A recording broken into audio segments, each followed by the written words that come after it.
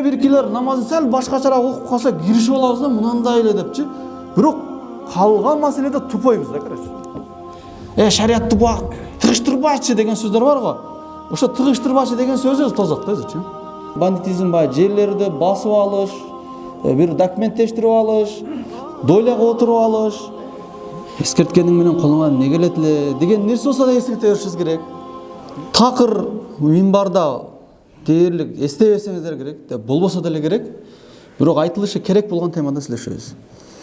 Анткени могул минбарда биздин коомубуздун арасында кайсынысы шариятыбызга дал келбесе, кайсынысы ахиретибизге зыян болсо, кайсы нерсе тозок алып баратса, ошону эскертишибиз керек.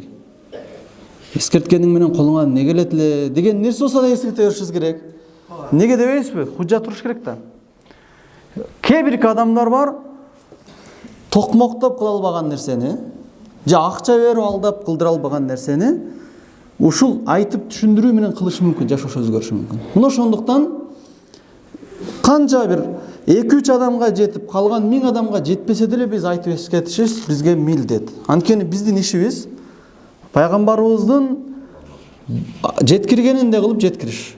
Кошпостон албастанчы.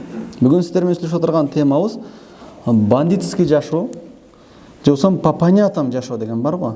Черныйлардын жашоосун туура эмес экендиги, бул понятие, бул акыйда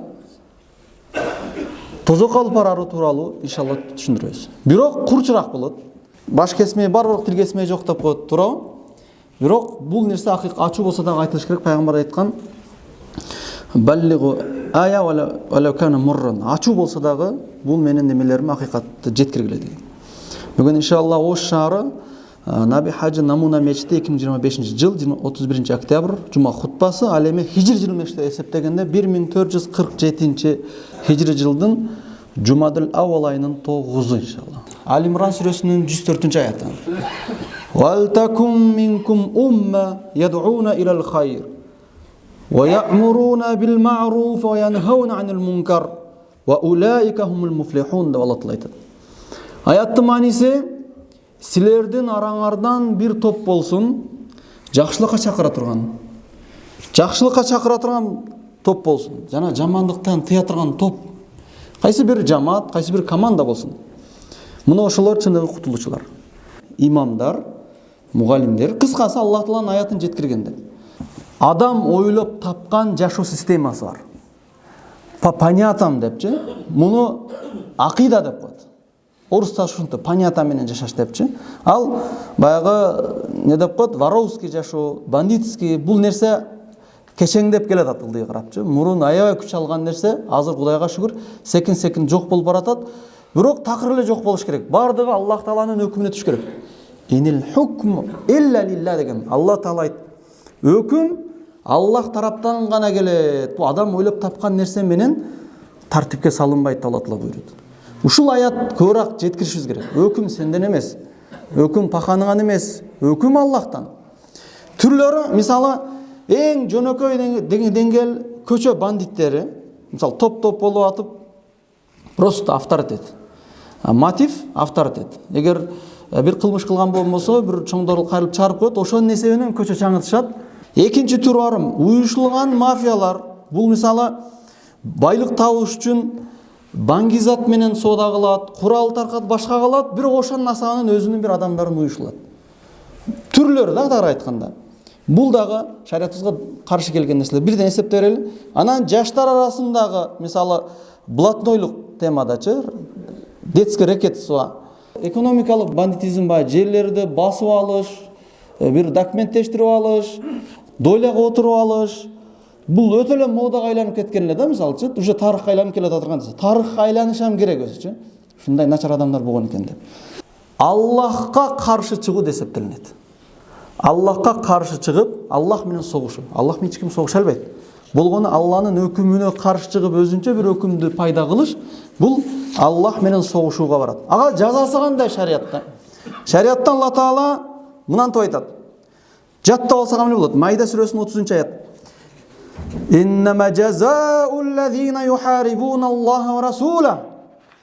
Аллах жана Аллахтын элчисине каршы согушкандар Алардын жазасы ясауна фил ард фасада, жер бетинде бузукулук кылып таркаткандар. Кээ бир адамдар ойлошу мүмкүн, мындай бул зор адам, сакалдарды коюп коет, таспих колунан түшпөйт, тияктан тартиптерди ойноштуруп койгон, талимдер киргизип коет болчу, мына байды тырыштырып койду, анан мындай кылып койду деш мүмкүн. Бардыгы арам, ал зулум деп эсептелет. Хот мурун күнөө иш кылып, кан төгүп, аял зордуктап, кылмыш кылган, тооба кылса ошол ишин таштап жакшына эле мешитте жүрүш керек да. Мен тооба кылдым, мен туура эмес экен деп туруп, дагы деле бир организация эткен болмосо, бул дагы деле ошол абалда. Пешенеси менен жерди саждагылап пешенеси жарылып кетсе деле бул катаалчы. Буларды не деп айтат? Алла Таалага каршы согушуп аткандар жерде бузукулук кылып атат. Не кылат жазасы? Ай юкатталу, булар өлтүрүлөт. Курандагы өкүм. Ау юсаллабу, же асылат. Шарият өкүм. Ау туқатта айдихим ва аржулхим мин хилаф, же колу же буту через кесилет. Через дегени эки бутун тең алып койсо баса албай калат, эки колун тең алса тирилик кыла албай калат. Бир бутун алып коет бир кылмышына. Бир колун алып коет бир кылмышына, бир менен тирилик кылып турсун депчи. Ау юнфа минал арзи, жерден кууп чыгат. Мына ошолордун өкүмү. Ким мындай воровский жашоодо жашайм деп турган болсо, Алла Таала мына ошол өкүмдү түшүргөн. Майда сүрөсү. Хот бул аяттын тафсирин шариатты түшүнгөн адамдардын баарына окутуп, тафсирлеп көрүңүздөр, ушул өкүм чыгат. Кимдерге түшкөн? Бул балтажилерге түшкөн, чорнилерге түшкөн аят. Хот мияктан Саудия болсун, биягы бир дүйнөнүн наркы бурчегине барып келсин, аяттын мааниси ушундай эле келет. Мына бандиттерди ким тартипке салат? Мына көпкөндөрдү ким тартипке салат? Мунулорду ким тартипке салат? Биз мынтип жашабасак деп өздөрүн акыйкат кылат да, туура алар деле, туура. Биз мисалы түрмөдө кичине тартип салып жүргөнбүз, тартип сала албай калды азыр. Эмне болду азырчы? Азыр администрация өзүнүн тартибин салат. Мурун бир вопросту аяк менен чечсе, экинчи вопрос менен кайрылбаш керек деген өздөрүнүн бир условиялары бар эле. Азыр жок болду, эмне аалам бузулуп кетти. Демек, кайсы нерсе жок болсо деле жашоо жакшы эле кетти да, демек бул ойлоп табылган нерсе алчы. Муну маселени шарият чече албай калат деп ким айтса, бул адам шариятты билбеп туралчы. Шариятты буга тыгыштырбачы деген сөздөр бар го. Ошо тыгыштырбачы деген сөзү тозок да өзүчү.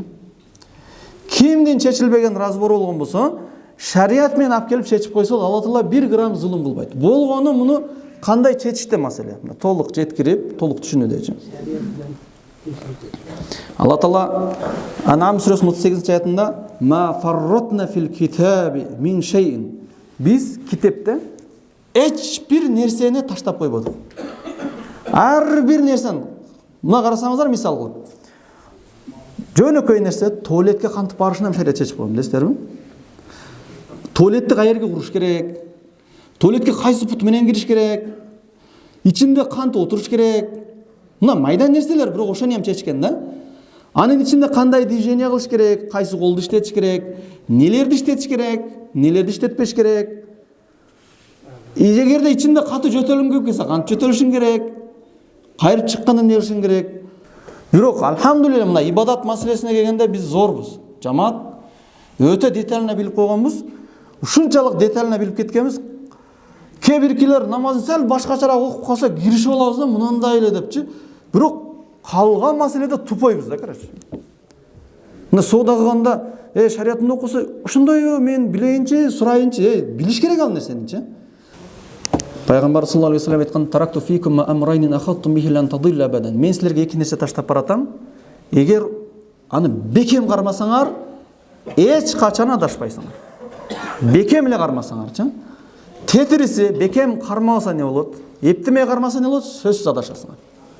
Башка вариант жок. Өткөндө айттык: "Адду алейкум бин наважизикум" деген. Мен сүннөтүмү азуу тишиңер менен тиштегиле, катуу тиштегиле деген. Мына ошондо ар түрдүү понятие, ар түрдүү түшүнүктөргө ээрчип, жашоо системасын куруп, жашоодо адашуу, бузулууга жол берилбейт. Болгону ушу Алла Тааланын өкүмүн балагатка жеткенден баштап өлгөнгө чейин карманыш керек да.